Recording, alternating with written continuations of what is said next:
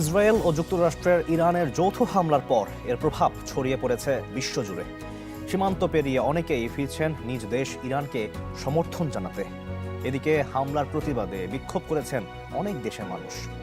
ইউরোপে দেখা গেছে এর উল্টো চিত্র, সেখানে ইরান বিরোধী অবস্থান অনেকের। ইসরায়েল ও যুক্তরাষ্ট্রের যৌথ হামলার জবাবে ইরানের পাল্টা হামলায় উত্তাল মধ্যপ্রাচ্য। এই যুদ্ধের আঁচ ছড়িয়ে পড়েছে সীমান্ত ছাড়িয়ে বিশ্বের নানা প্রান্তে। এশিয়া থেকে ইউরোপ, এই যুদ্ধ শুধু দুটি রাষ্ট্রের নয়, এর ঢেউ আছড়ে পড়ছে সাধারণ মানুষের জীবনে, প্রতিদিনের অস্তিত্বে। তুরস্কের ভ্যান শহরের কাপিকয় সীমান্ত গেট দিয়ে ইরানি নাগরিকরা দেশে ফিরছেন।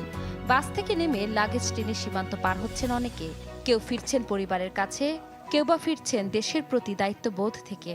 তাদের কণ্ঠে ঝরছে মার্কিন বিরোধী ক্ষোভ, দেশ রক্ষার লড়াইয়ে আকণ্ঠ সমর্থন।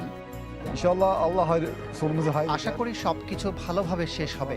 এই মুহূর্তে আমার পরিবার আমাদের গ্রামে আছে, তাই আমি ফিরে যাচ্ছি। লড়াই করতে হলে করব, যদি বলা হয় আমি যাব। ভারতের কাশ্মীরেও ছিল প্রতিবাদের আওয়াজ। বুদগাম জেলায় ইরানের সমর্থনে বিক্ষোভ হয়। সর্বোচ্চ নেতা আয়াতুল্লাহ আলী খামেনির ছবি হাতে আমেরিকানি পাক যাক স্লোগান দিতে দেখা যায় বিক্ষোভকারীদের। আমরা দেখেছি আমেরিকা ও ইসরায়েল আবারও একজোট হয়েছে। একদিকে আলোচনা চলছিল, অন্যদিকে হামলা হলো। এটা মানবতার বিরুদ্ধে, নির্যাতিত মানুষের বিরুদ্ধে। ঘটনার প্রতিক্রিয়া ছড়িয়ে পড়েছে ইউরোপেও।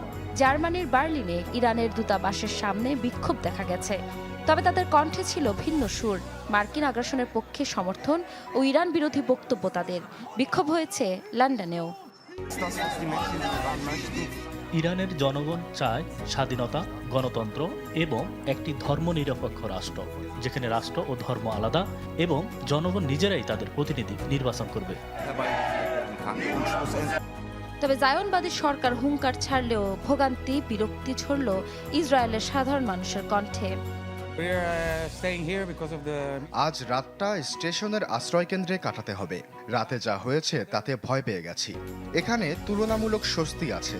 আশা করছি রাতটা শান্তিতে কাটবে।